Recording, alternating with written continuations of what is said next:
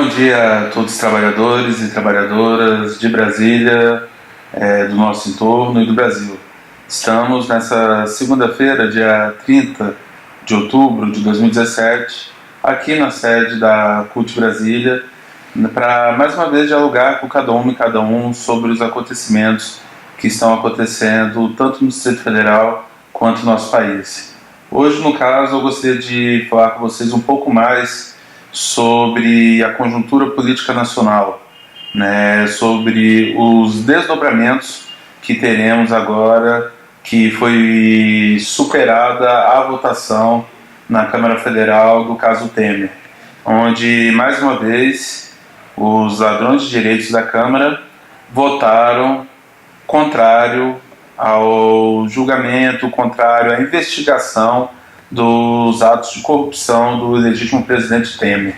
E vencida essa etapa, para, infelizmente, aqueles que tentam implementar uma política de Estado mínimo, uma política de desmonte do serviço público, de entrega da soberania, do patrimônio do povo brasileiro para o capital estrangeiro, entendo que, embora alguns analistas digam que o presidente legítimo Temer perdeu força e não irá encaminhar a votação da PEC 287, ou seja, da fatídica reforma da Previdência, que na prática é o fim das aposentadorias e benefícios, eu entendo que sim, independente da vontade do presidente legítimo Temer, que aqueles que controlam a riqueza nacional, os 2,6% da população que detém 97% da riqueza do Brasil, eles vão sim fazer com que a votação do fim das aposentadorias seja encaminhada no Congresso. O problema é que a maneira como eles se articulam, na hora que eles colocam em pauta, vai de forma muito rápida. Então, já que tivemos o trâmite dela dentro da Câmara Federal, ela pode, de uma hora para outra, surgir no plenário para ser votado.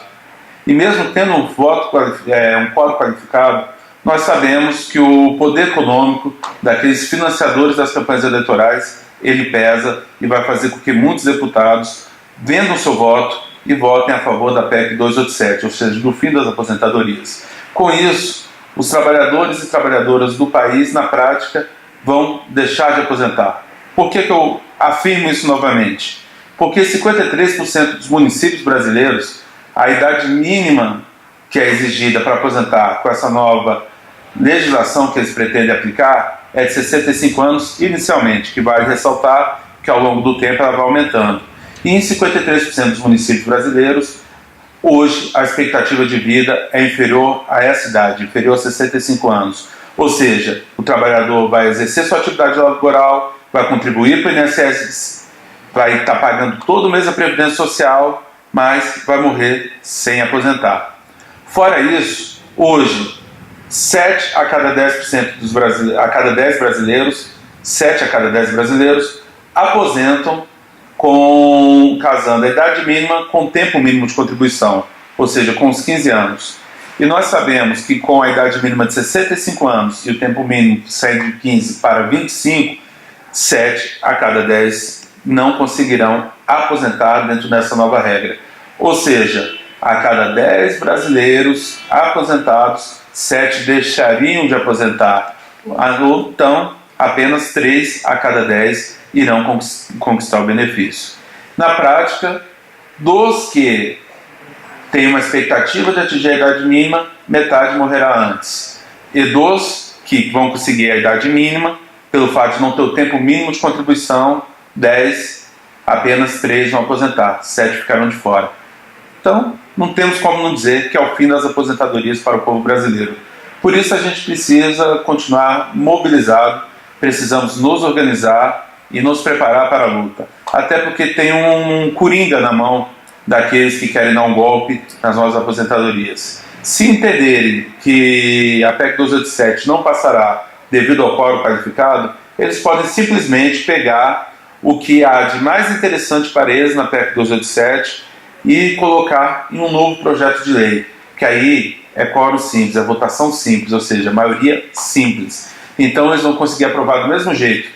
Idade mínima, aumento de 25 anos para ter o tempo mínimo e para você ter aposentadoria integral, os 40 anos de contribuição.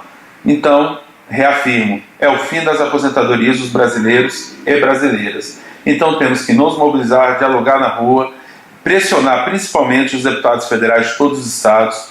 Aqui na capital federal, aqui em Brasília, nós iremos encaminhar ofício e iremos pessoalmente no gabinete de cada deputado federal para saber sua posição e divulgar para vocês. Mostrar quem está assumindo compromisso com a classe trabalhadora e quem está dizendo que vai votar pelo fim das aposentadorias. Iremos procurar todos, independente se eles tendem a ter uma posição favorável ou não a gente. Porque o que queremos é o compromisso, queremos é gravar, queremos o registro oficial, para que o trabalhador saiba qual a posição daquele deputado federal. E lembrando que quem votar contra o trabalhador não merece o nosso voto em 2018. Então precisamos fazer essa pressão e deputados federais, todos, nos aguardem que estaremos aí na Câmara em breve dialogando, procurando vocês e esperamos que vocês recebam a CUT Brasília, porque entendemos que aquele que se esconder e não divulgar sua opinião, sua posição, é porque irá votar contra a classe trabalhadora.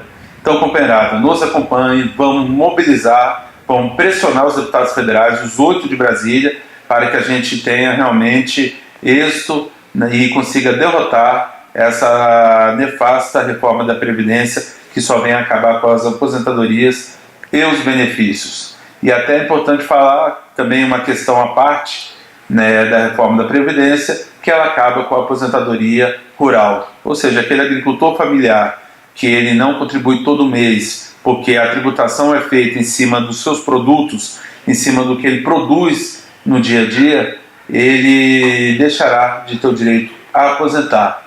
Então, precisamos realmente unir o campo à cidade, o serviço público e o privado para lutar contra essa nefasta, fatídica, temerosa reforma da Previdência. Por fim, gostaria aqui de agradecer aos companheiros do Sindicep-Enval, né, Sindicato dos Servidores Públicos Municipais de Valparaíso, né, pela lembrança que nos deram na sexta-feira. Estivemos na festa em homenagem ao Dia do Servidor, no último dia 27, uma excelente festa, estava lotada, e aí a companheira Olise e toda a direção do sindicato, os parabéns pelo evento e os parabéns a todos os servidores públicos municipais de Valparaíso, dos demais municípios também de Goiás, e também aos servidores públicos do Distrito Federal e também do nosso país pelo seu dia. Vale ressaltar também que no dia 28 de outubro de 2015, nós tivemos o massacre do Eixão, onde o governador Hollenberg mandou a Polícia Militar agredir professores e professores que estavam em greve, lutando pelo seu direito, lutando pelo seu reajuste, lutando pelo seu plano de cargos. Então, neste ano, faz 2 anos do desrespeito do Hollenberg com os professores, professoras, educadores e demais servidores. Que é importante também frisar isso, que ao mesmo dia que você comemora o Dia do Servidor, é um dia que nós lamentamos o fato de ter um desgoverno, que é a correia de transmissão do Temer aqui no Distrito Federal, que é o desgoverno de Hollenberg. Também gostaria de ressaltar que no dia 11 de novembro teremos o evento Pérola Negra. Né? Agradecer ao Tiesco pela lembrança da camisa que ele trouxe aqui, a lembrança que com certeza entregarei para a minha companheira, para a minha esposa Thalita, e dizer a todos e todas que querem no evento, que ocorrerá na Ceilândia. No dia 11 teremos atrações culturais, uma excelente feijoada, que pode ligar para o próprio Tiesco no telefone 98-233-3597 para adquirir seu convite, ou no local que em breve divulgaremos também pelo Face e pelo site da CUT Brasília. E, por fim, parabenizar os companheiros do Sindicato dos Rodoviários do Distrito Federal, como também dos demais sindicatos, que continuam fazendo a coleta de assinaturas de apoio ao nosso projeto de lei de iniciativa popular pela revogação da nova legislação trabalhista. Essa nova legislação trabalhista que vai vir a aumentar o desemprego, a aumentar a retirada de direitos, a diminuir a renda da mão do trabalhador, a diminuir o consumo, ou seja, afeta diretamente o comércio, principalmente os pequenos e médios empresários.